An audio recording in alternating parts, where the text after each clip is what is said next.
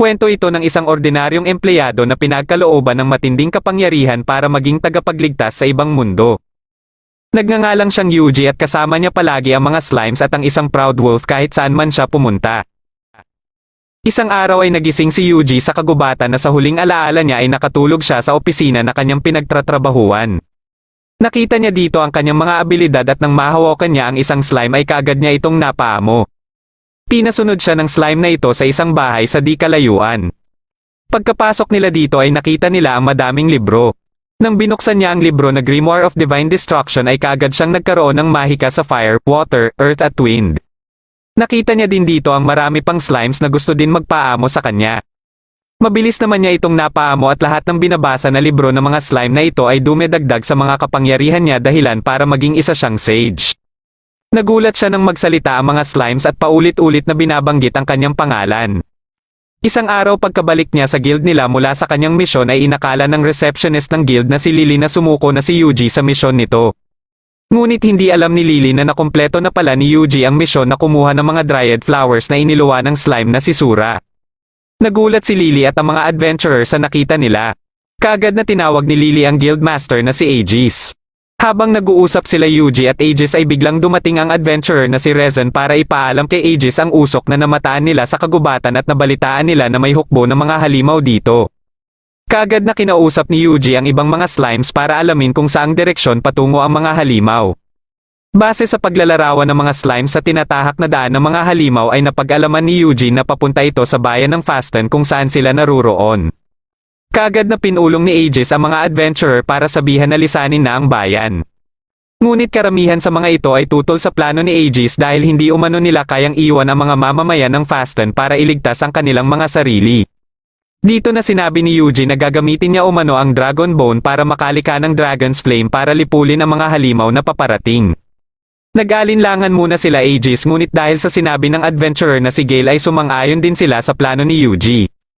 Habang naghahanda si Yuji ay nasa labas naman ng bayan ang ibang adventurer para pigilan ang mga halimaw at mabigyan ng oras si Yuji. Nakita naman nila Dryad at ibang slimes ang isang lalaki sa kagubatan na may hawak na magic stone. May kutob si Yuji na galing dito ang mga halimaw na umaatake sa bayan. Sa tulong ng mga slimes ay nadakip nila ang lalaki at mabilis na na-dispel ni Yuji ang magic stone na dala nito. Plano ni Yuji na dalhin ng mga slimes ang lalaking ito ngunit kaagad naman itong nagpakamatay. Dahil sa nahihirapan ng mga adventurer na pigilan ang maraming halimaw ay inutusan ni Yuji ang ibang slimes na tumulong dito. Namamangha naman si Lily habang pinagmamasdan si Yuji sa ginagawa nito. Inutusan ni Yuji si Lily na sabihan sila Aegis na papasukin na ang mga adventurer sa loob ng bayan. Nang makapasok na ang ibang adventurer ay nasa labas pa sila Gale at Rezen na nilalabanan ang malaking halimaw. Dito na tumulong ang Proud Wolf para patayin ang halimaw at ipasok sa loob sila Gale at Rezen. Gumawa na si Yuji ng barrier para palibutan ang buong bayan at kaagad na ginamit ang kanyang atake na Hellfire of Demise.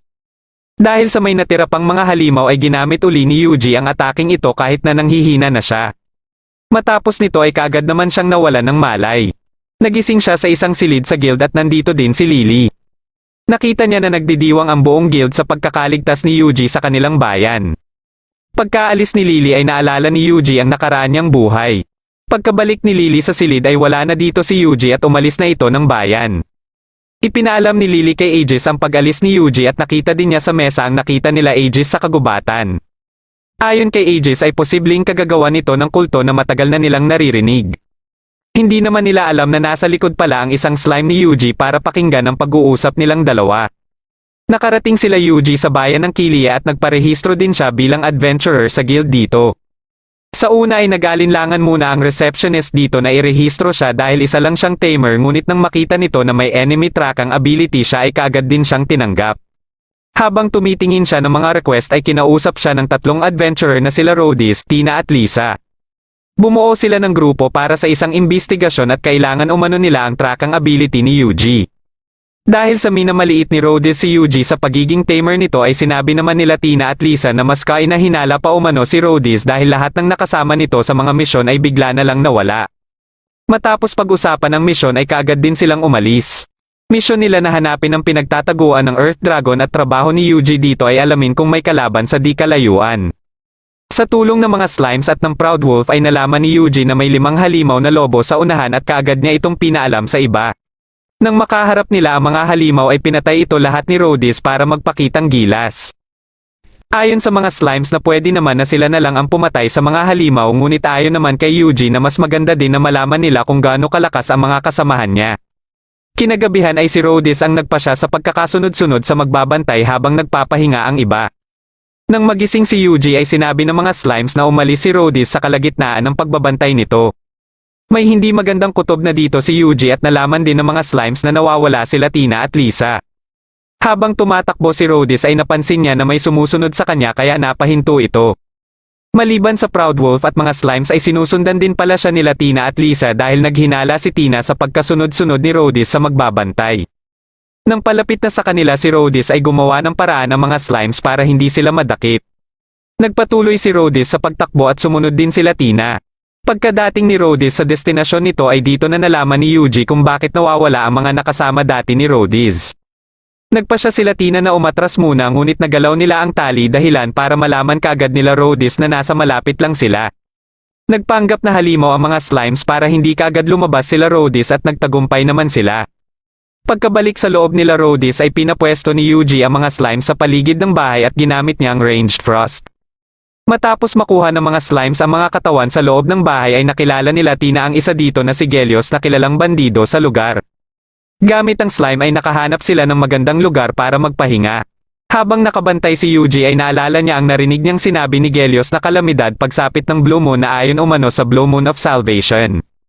Sa isip-isip niya ay baka itong Blue Moon of Salvation ang nasa likod ng pag-atake sa bayan ng Fasten at napaisip din siya kung ano itong kalamidad na binanggit ni Gelios. Kinabukasan ay ipinagpatuloy nila ang paghahanap sa pinagtataguan ng Earth Dragon. Napansin nila na nag-iba ang kulay ng kalangitan at nakaramdam ng kakaiba ang mga slimes. Napansin din ito ng Guildmaster sa Killian na si Rayard at ng pari na si Stale.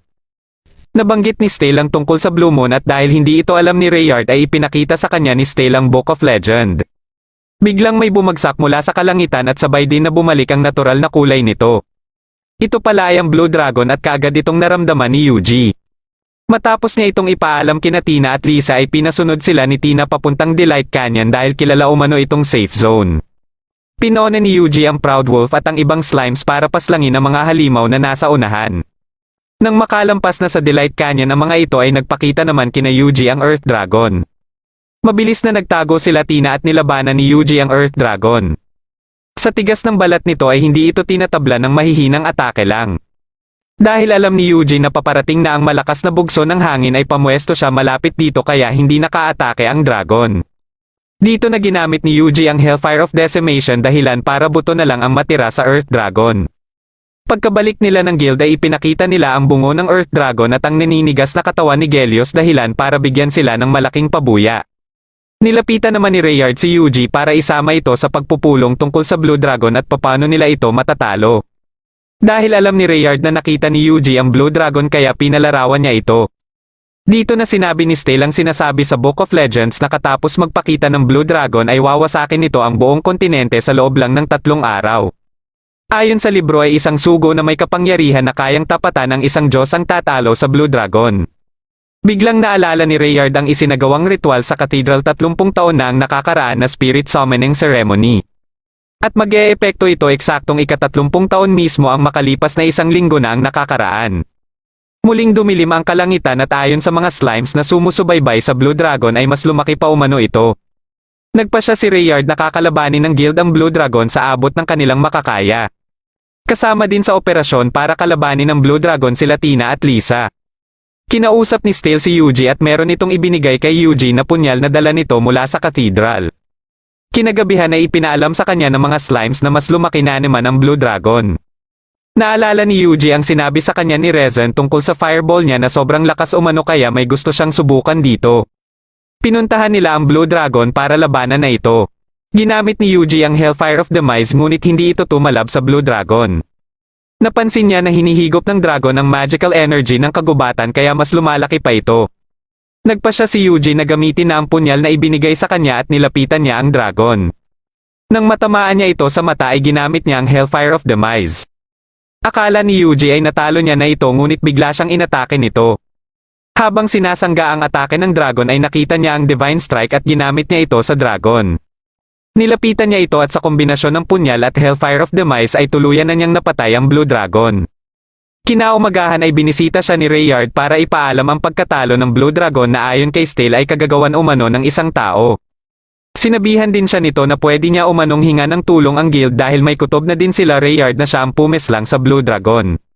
Sinabihan niya sila Tina at Lisa na aalis na siya ng bayan at tinanong sa dalawa ang bayan na mairerekomenda ng mga ito sa kanya. Inirekomenda ni Lisa ang bayan ng Ricaardo at sinang-ayunan naman ito ni Tina. Umalis din kaagad sila Yuji at habang nasa daan ay bigla siyang kinausap ni Dryad.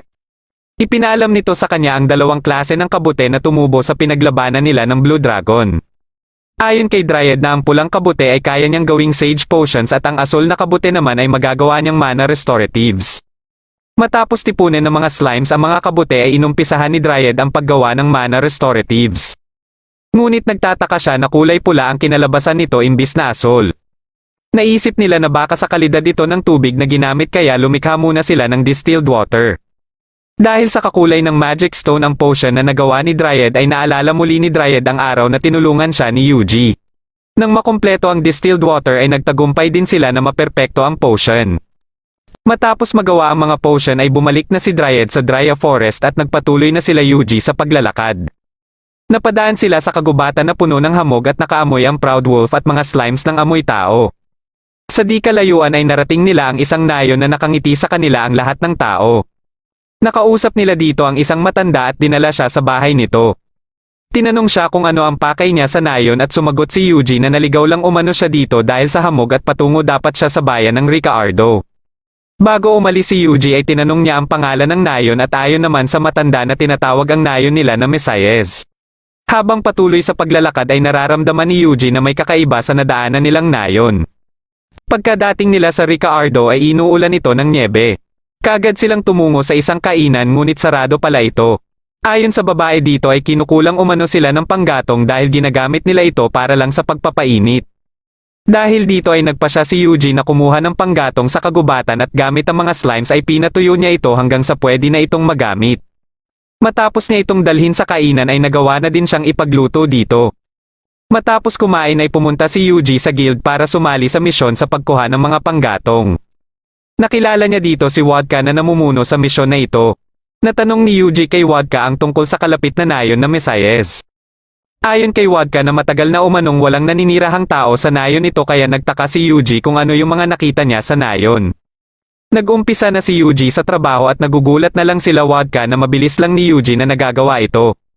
Nang madala na nila ang mga panggatong sa guild ay naikwento ng receptionist ang tungkol sa alamat ng mga slimes na narinig nito umano sa isang simbahan. Naalala ni Yuji ang pari na si Stale kaya gusto niya itong tanungin kung magkita sila ulit. Ipinagpatuloy ni Yuji ang trabaho hanggang sa makumpleto nito ang 3 araw na pangangailangan ng buong bayan. Habang kumakain si Yuji sa kainan ay nalaman din niya na inaatake ng mga halimaw ang mga pananim na Rishia herb.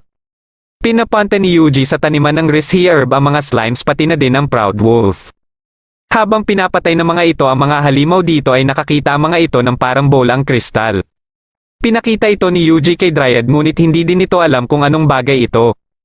Nang hawakan ito ni Yuji ay nagbago ito ng kulay sa paghigop ng kanyang mahika kaya naisip ni Yuji na kapareho ito ng magic stone. Dito na napagtanto ni Dryad na kaya pala mababa ang magical energy sa lugar ay dahil hinihigop ito ng bagay na ito. Dito din nalaman ni Yuji mula kay Dryad na kaya din inuulan ang lugar ng nyebe ay dahil sa mababa na ang magical energy dito. Alam ni Dryad na may ibang taong gumawa nito dahil may naramdaman umano siyang kapangyarihan na hindi galing kay Yuji. Dinispel na ito ni Yuji at inutusan ng mga slimes na hanapin ang iba nito. Nakakita sila ng 108 na magic stone ores na nakakalat sa buong lugar. Dahil sa pabilog ang pagkakakalat ng mga ito kaya naisip ni Yuji na baka may makita sila sa gitna nito. Nagpasya si Yuji na sirain ang kagubatan dahil alam niyang hindi na ito normal. Gamit ang Hellfire of Demise ay nawasak ni Yuji ang gitna ng kagubatan at nang nilapitan nila ito ay nagulat sila nang makita ang isang pinto dito. Binuksan nila ito at kasama ang mga slimes ay pinasok ito ni Yuji at nakita nila dito ang mga magic stones. Biglang may dumating dito na 2 lalaki na nag-aalala at nabanggit ng mga ito ang pangalang Javier kaya naisip ni Yuji na baka ito ang mastermind. Pinasundan niya sa mga slimes ang 2 lalaki at bumalik siya sa taas. Habang sinusundan niya mula sa taas ang dinadaanan ng mga slimes ay napadpad uli sila sa nayon ng Mesias. Narinig niya ang pinag-uusapan ng mga ito kasama ang taong si Javier na ang matanda pala na nakausap niya dito. Kasama din ni Javier ang mga taong nakangiti at mga tagasunod pala silang lahat ng Blue Moon of Salvation. Inutusan ni Javier ang iba na kunin ang mga magic stones na nakakalat sa lugar. Inutusan naman ni Yuji ang mga slimes na maglibot-libot sa nayon. Napadpad ang mga ito sa isang silid na may maraming libro at dokumento kaya pinakuha itong lahat ni Yuji. Sunod na napuntahan ng mga slimes ay ang silid na may mga kayamanan at pinakuha din ito ni Yuji. Nalaman ito kaagad nila Javier pati na din ang pagkawala ng mga libro at hindi na din nila makausap ang mga naatasan sa paghahanap ng mga magic stones. Habang nag-uusap-usap ang mga ito sa posibilidad umano na pakay ng umatake sa kanila ay nalaman ni Yuji ang tungkol sa cleansing flame. Ayon kay Javier nasasabog ito sakaling mamatay silang lahat. Para matalo umano nila ang sumasalakay sa kanila ay nagpasya silang lahat na magpakamatay. Nakaramdam sila Yuji ng lindol kaya pinagtipon-tipon niya ang mga slimes para sa pagtakas. Nang makaalis na ng nayon ang mga slimes ay gumamit si Yuji ng 3 klase ng barrier para pigilan ang cleansing flame. Sa lakas ng cleansing flame ay unti-unting nabasag ang ibang barrier kaya bago pa mabasag ang huling barrier ay ginamit ni Yuji ang Total Isolation Array at nagtagumpay siyang mapigilan ito. Pagkabalik ni Yuji sa Ricaardo ay unti-unti na ding natunaw ang nyebe.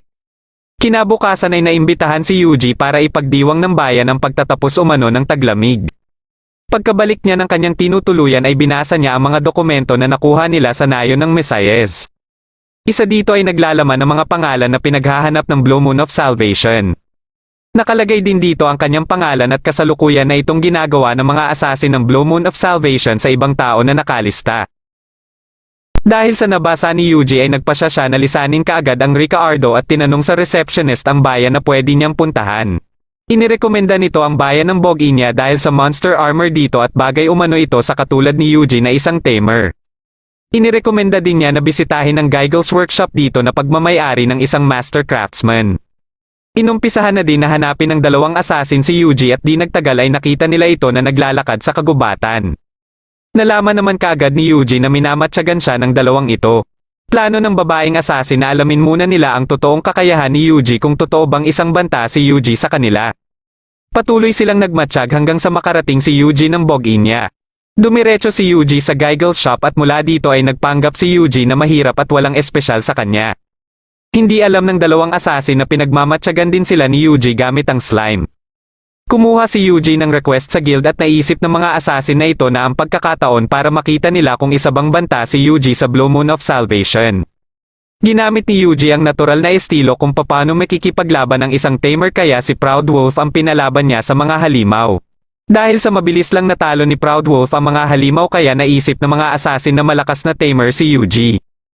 Dahil dito ay palihim na pinagaling ni Yuji ng paulit-ulit ang mga halimaw hanggang sa lumakas ito. Dahil sa natagalan si Proud Wolf bago niya tuluyang matalo ang mga halimaw kaya nagbago ang isip ng mga assassin. Biglang inatake si Yuji ng isang halimaw dahilan para magpalabas bigla si Yuji ng espada. Nagulat ang mga assassin sa ginawa ni Yuji ngunit sa huli ay tinuring pa rin nilang ordinaryong tamer lang si Yuji kaya masasabi nilang hindi ito isang banta at katapos ay umalis na sila para sabihin ito sa kanilang pinuno. Habang papalis ang mga assassin ay napag-usapan nila ang pari na kanilang isusunod na narinig naman ni Yuji. Nang makausap na ng mga assassin ang kanilang pinuno ay nalaman nila ang pagkawasik ng nayon ng Mesias at gusto ng pinuno na imbestigahan nila ito. Dito na din nabanggit ng mga assassin ang pangalan ng pari na sunod nilang papatayin at ito pala ay si Stale. Dahil narinig ito ni Yuji ay dito na siya nagpasya na atikihin ang mga assassin bago pa maisegawan ng mga ito ang kanilang plano kay Stale. Kaagad namang nanigas ang mga ito at napapaisip si Yuji kung bakit tina-target din nila ang isang pari. Kinabukasan ay bumalik siya uli sa Geigel's shop para bumili ng armor para sa mga slimes. Habang tinititigan ni Geigel ang mga slimes ay nasabi niya sa kanyang tindero na ito umano ang pinakamalakas nilang naging customer. Ngunit ayon kay Geigel na wala silang available na armor para sa level ng mga slimes. Kailangan niya umanong sadyain ang paggawa ng armor para sa mga slimes ngunit may isa siyang problema at napatingin siya sa bundok na malapit sa bayan. Para sa mas magandang klase ng armor ay kailangan niya ng tinatawag na Lesser Fire Dragon Jewel na makukuha lang kung matatalo ang Lesser Fire Dragon. Ngunit may mas magandang klase umano nito at ito ay ang Blue Lesser Fire Dragon Jewel. Ang problema ay hindi madaling makahanap nito at mas mahirap din itong talunin. Kaagad na pumunta si Yuji sa guild para kunin lahat ng request sa paghunting ng Lesser Fire Dragon. Dito ay nalaman ni Yuji mula sa receptionist na hindi tinatabla ng kahit anong mahika ang dragon na ito. Ngunit kaya umano itong matalo ng tubig at bago pa makarating sa bulkan ay kailangan din niya umanong dumaan sa ilog na may halimaw na piranha. Kinuha din ni Yuji ang request na ito at pagkadating nila sa ilog ay nakita nila ang mga red slimes. Kagad niya itong napaamo at ito din ang nagsabi na ligtas umano ang bulkan sa araw na ito. Inumpisahan na nilang hanapin ang piranha sa ilog ngunit nahihirapan ang mga slimes na makita ito mula sa itaas. Gumawa si Yuji ng slime net at pinasisid ang mga ito sa ilog. Ilang minuto makalipas ay nagpakita na ang piranha na kaagad umatake sa mga slimes. Kagad nila itong dinakip at ginamitan ng ranged frost ngunit nakawala pa din ito kaya ginamit na ni Yuji ang fireball para matalo ito. Nagpatuloy sila papunta sa bundok kung saan naninirahan ang mga dragon. Nang makalapit si Yuji at mapansin siya ng isa dito ay ginamit niya ang water cannon. Kagad namang natalo ang dragon at lumabas dito ang Jewel. Lahat ng nakikita nilang dragon ay mabilis lang nilang natalo gamit ang water cannon. Nakakita naman ang ibang slimes ng Blue Lesser Fire Dragon at kaagad din itong pinuntahan ni Yuji. Inutusan ni Yuji ang 10 slimes na palibutan ang dragon at inatake nila ito ng water cannon. Ngunit hindi ito naging sapat at kahit din ang atake niyang range frost. Ginamit niya uli ang range frost at ginawa niya naman itong times 10. Matapos matunaw ang yelo ay natalo na din ang dragon at natanggal na din dito ang Jewel. Ipinagpatuloy nila ang pagpatay sa ibang dragon hanggang sa maghapon. Nagulat na lang ang receptionist na 202 ang lahat na dragon ang napatay nila Yuji kabilang na din ang isang piranha. Sunod naman na pinuntahan nila ang Giggle Shop para ibigay ang mga Jewel. Nagulat na lang sila Giggle dahil sa 2 blow at napakaraming normal na Jewel ang dala nila Yuji. Kaagad nilang inumpisahan ang paggawa ng armor at nang matapos ito ay sinubukan nila ito. Mas napabilis nito ang galaw ng Proud Wolf at ng slime. Sinubukan naman ang tibay ng armor kung lalagyan na ito ng magic boost. Hindi naman siya nabigo at kahit ang range frost ay mas lumakas palalo. Pagkabalik nila sa shop ay nalaman ni Yuji na may mas ititibay pa ang armor kung ang Jewel ng Fire Dragon ang gagamitin. Ayon kay Giggle ay wala pang nakakatalo sa dragon na ito at nasa loob ng bulkan ito palagi ngunit paminsan-minsan ay sumisilip din ito sa labas.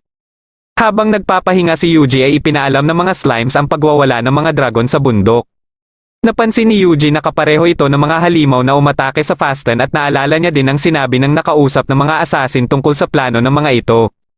Pagkasabog ng bulkan ay sabay din na nagpakita ang sinasabing Fire Dragon. Nakita ng Proud Wolf at mga slimes ang 2 lalaking may dala-dalang bariles na papakyat ng bundok. Base sa pag-uusap ng dalawa ay nalaman ni Yuji na target ng mga ito ang Fire Dragon. Sinubukan ni Yuji na dakpin ang 2 ngunit nakaiwas ang mga ito. Nagawa ng mga ito na matamaan ang slime at habang abala sila dito ay dito na ulit nagpalabas si Yuji ng magical net. Hindi na ito naiwasan ng 2 at ilang segundo lang ay nagpakamatay ang mga ito. Dito na nalaman ni Yuji na miyembro din ang mga ito ng Blue Moon of Salvation. Sinuri ng mga slimes ang mga bariles at dumating din dito si Dryad para kumpirmahin na isang cursed water ang laman ng mga ito para gamitin sana sa Fire Dragon. Ginamit ni Yuji ang Dispel Curse para bumalik ito sa normal na tubig. Nagsimula ng kumilos ang Fire Dragon at patungo ito sa bayan. Matapos makalampas ng Fire Dragon sa unang ilog ay pinaghanda na ni Yuji ang Proud Wolf at mga slimes dahil aatake na sila. Ginamit ni Yuji ang range frost ngunit madali lang itong nasisira ng Fire Dragon. Nagpatuloy ang dragon sa paglalakad at nakarating na ito sa pangalawang ilog. Kahit na nasasaktan ito sa tubig ilog ay hindi ito nagpapigil sa pagtawid. Hindi nito alam na may inihanda pala si Yuji na madaming tubig na tinipon sa barrier. Sa dami ng tubig na ito ay nagawa nitong malunod ang dragon ngunit nang bumaba na ang level ng tubig ay nagising ito bigla at inatake ang Proud Wolf kasama ang mga slimes. Buti na lang ay nakagawa kaagad si Yuji ng barrier para masangga ang atake ng dragon. Naghanda ang dragon para atikihin ng fireball ang bayan kaya ginamit ni Yuji ang slime na may armor para tapatan ang fireball ng dragon ng kanyang atake na Permafrost Curse. Sa lakas ng Permafrost Curse ay natalo nito ang fireball at dumiretso ito sa dragon. Matapos tumigas ng dragon ay kaagad itong nabiyak kaya matagumpay din sila na makuha ang jewel nito ngunit sa di kalayuan ay may bagay na hindi nila matukoy kung ano ito. Bumalik si Yuji sa Giggle Shop para ihatid ang jewel ng Fire Dragon. Katapos ay dumaan din siya sa guild para tanungin ang tungkol sa bayan ng Orderian. Ayon sa receptionist ay kakaiba umano ang bayan na ito dahil bukod sa hindi ito maganda para sa mga adventurer ay hindi gusto ng bayan na ito na maabala ng ibang bayan. Tinanong naman ni Yuji ang tungkol sa bagay na nakita nila matapos matalo ang Fire Dragon. Ayon naman sa receptionist ay isa umano itong artificial rain machine ng mga guild. Dahil sa tinanggal ang pangalan ng guild na nagmamay-ari nito kaya hindi nila matukoy kung saang guild ito nabibilang. Naalala ni Yuji ang nabanggit ng dalawang lalaki tungkol sa taong taga-orderayan. Kinabukasan ay nakuha na nila Yuji ang armor na gawa mula sa jewel ng Fire Dragon at umalis na din sila ng bayan ng Boginia. Nang makarating si Yuji sa bayan ng Orderayan ay kaagad siyang tumungo sa guild. Napansin niya ang mga adventurer dito na masama ang titig sa kanya. Pagkaalis ni Yuji ay nag-usap ang dalawang lalaki at nakilala nila kaagad si Yuji na isa na kasama umano sa listahan nila ngunit binaliwala ng kanilang headquarters dahil sa sinabi ng dalawang assassin. Napag-usapan din ng mga ito ang nangyari sa Fire Dragon at nabanggit nila ang pangalan ng master nila na si Walter. Habang nakikinig si Yuji sa usapan ng dalawang ito ay nilapitan siya ni Stale kasama si Johan. Dinala siya sa simbahan at nang mabanggit niya na kilala din si Stale ng taga Blue Moon of Salvation ay dito na naikwento ni Stale ang nakaraan niya kasama si Walter. Isang araw ay bumuo umano sila ng grupo na tinatawag na Church of Blue Moon. Sa paglipas ng panahon ay dumami ang tagasunod nila at isa dito ay si Walter. Dahil sa malakas na pananampalataya ni Walter ay madali itong napalapit sa mga tao at kalaunan ay naging kanang kamay din niya. Ngunit nabulag si Walter sa mataas na ambisyon nito at ayaw na din ito sa pamumuno ni Stale. Isang araw sa gabay ng nasa taas ay nautusan siya ng buwagin ang Church of Blue Moon. Ngunit dahil ayaw niyang mawala ang mga kasamahan niya ay hindi niya ito sinunod. Ilang araw makalipas ay inatake ang kanilang simbahan ng grupo ng mga kalalakihan. Matagumpay siyang nakatakas dahil sa tulong ng kanyang mga kasamahan ngunit kapalit naman ito ang pagkakasawi ng mga ito. Napagtanto niya na ito pala ang dahilan kaya gustong ipabuwag ng nasa taas ang Church of Blue Moon. Nalaman din niya na ang nangyaring pag-atake ay para maaga sa kanya ang pamumuno at si Walter ang pasimuno nito. Dito na nabuo ang kulto na Blue Moon of Salvation at lahat ng tagasunod nila ay nabago na din ang paniniwala dahil kay Walter. Ilang oras lang umano ang nakakalipas ay nakatanggap siya ng salita mula sa taas tungkol sa mangyayaring kaguluhan at alam niyang papamunuan ito ni Walter. Naniniwala din siyang si Yuji ang ipinadala para kalabanin at pigilan ang mga gagawin ni Walter. Ipinaalam naman kay Walter ng kanyang tagasunod ang pagkikita ni Stale at ni Yuji na pinaniniwalaan nilang siyang emissary. Napatanong si Johan kung bakit hindi sinabi ni Stale ang lahat kay Yuji. Ayon kay Stale ay para umano ito sa proteksyon ni Yuji. Habang nagpapahinga si Yuji ay naalala niya ang nabanggit ng receptionist sa isang guild na nakalimutang itanong ni Yuji kay Stale. Kinabukasan ay kaagad na tumungo si Yuji sa simbahan para itanong ang nabanggit ng receptionist. Ngunit umalis pala ito ng bayan kasama din si Johan. Tinanong ni Yuji ang mga slimes kung napansin nila sila Stale. Napansin naman ito ng dalawang slimes kaya pinasundan niya ito at lumakad na din si Yuji para sumunod. Nakarating sila Stale sa isang malaking puno sa kagubatan at pinasok nila ito. Nakaharap nila dito ang ibang tagasunod ni Walter at ilang minuto makalipas ay nasa labas na din sila Yuji. Tinanggal niya ang barrier dito at pumasok din sila. Nakita nila ang mga nakahandusay na nakaharap nila Stale. Nakarating naman sila Stale sa silid kung saan hinihintay sila ni Walter at ng mga tagasunod nito. Nilabanan ni Stale ang mga ito at natalo niya itong lahat. Bigla naman siyang ginapos at nakuryente dahilan para mawalan siya ng malay. Kagagawan pala ito ni Johan at nang magising si Stale ay dito na niya nalaman na isa din palang miyembro ng Blue Moon of Salvation si Johan. Ginamitan ni Walter ng kanyang kapangyarihan ang mga nakahandusay na tagasunod niya at isa-isa itong nagsitayuan. Bigla namang dumating dito si Yuji na katatapos lang din iligpit ang mga halimaw na nakaharap nito. Matapos niyang mapakawalan si Stale ay inatake naman sila ng mga halimaw. Habang nilalabanan ito nila Yuji ay bumalik sa silid nito si Walter kasama si Johan. Dito ay nagpalakas si Walter at di nagtagal ay dumating din sila Yuji. Matapos itong atikihin ni Yuji ng fireball ay inatake din sila ni Walter na isa ng halimaw. Dahil sa bilis ni Walter ay gumamit si Yuji ng maraming slimes para mas dumami ang kanyang fireball. Ngunit hindi pa rin ito umubra kaya pinagamit na ni Yuji ang armor ng slime at Proud Wolf. Hindi na nasabayan ni Walter ang bilis ng mga ito kaya napurohan siya ng atake mula sa slime. Lumikha ito ng malaking pinsala sa katawan ni Walter ngunit ginamit naman niya ang katawan ng ibang halimaw para mabuo muli ang kanyang katawan. Sa bawat pinsalang natatamo ni Walter ay ginagamit lang niya ang mga halimaw at kaagad siyang nabubuo muli.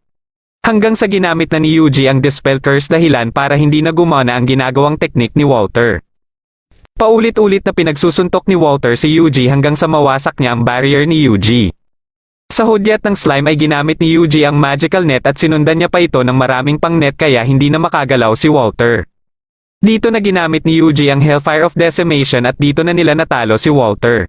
Ngunit nagtaka si Stale sa binanggit ni Walter bago ito mamatay at ilang segundo lang makalipas ay unti-unti nang hinigop ng inupuan ni Walter ang lahat ng Dragon's Grace sa paligid. Katapos ay may lumabas na lalaki at nagpakilalang isang sage. Ginamit nito ang Hellfire of Demise dahilan para mawasak ang buong lugar. Pinalakas ni Yuji ang lahat ng slimes kasama na ang Proud Wolf at inatake nila ang kalaban gamit ang Fireball.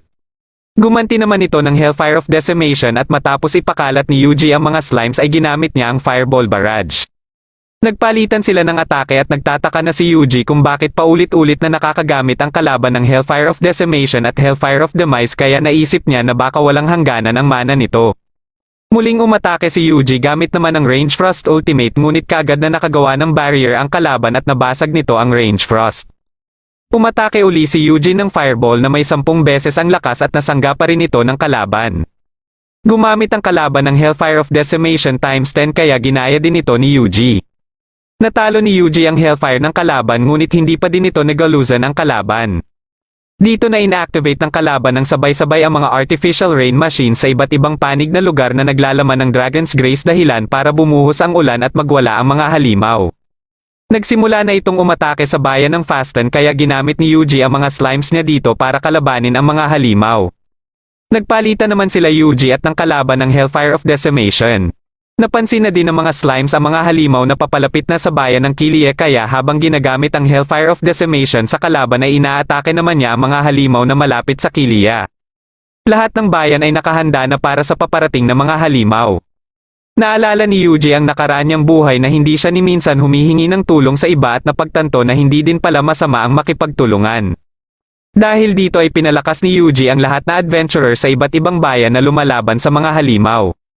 Para naman bumalik ang kanyang mana na 10 minuto na ang nakalipas ay uminom siya ng mana restoratives.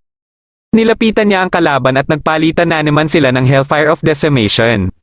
Nang makita niya na pwede niya nang magamit ang Divine Strike sa loob ng 45 segundo ay ginamit niya ito kaagad sa kalaban. Dahil sa tinatablan nito ang kalaban ay paulit-ulit niya itong ginamit hanggang sa manghina na ang kalaban. Habang naghahanda sa pag-atake ang kalaban ay nilabas na ni Yuji ang punyal na Knife of Kethis at nilagyan niya ito ng Divine Strike. Pagka-atake ng kalaban ay gumawa din siya ng times 6 na barrier para ikulong silang dalawa dito. Bago pa masira ang barrier ay ginamit naman niya ang Total Isolation Array na mas malakas dahil sa armor na suot ng slime. Kaagad na umatake si Yuji at sa sobrang bilis niya ay hindi na nakaiwas ang kalaban kaya nasaksak niya ito gamit ang punyal na may Divine Strike. Dito na natalo ang kalaban at nawala na din ang call upon na may Dragon's Grace. Pagkalapag ni Yuji ay napahiga ito kaagad dahil sa panghihina. Dito na nagtatapos ang ating kwento at sana'y nagustuhan mo ito.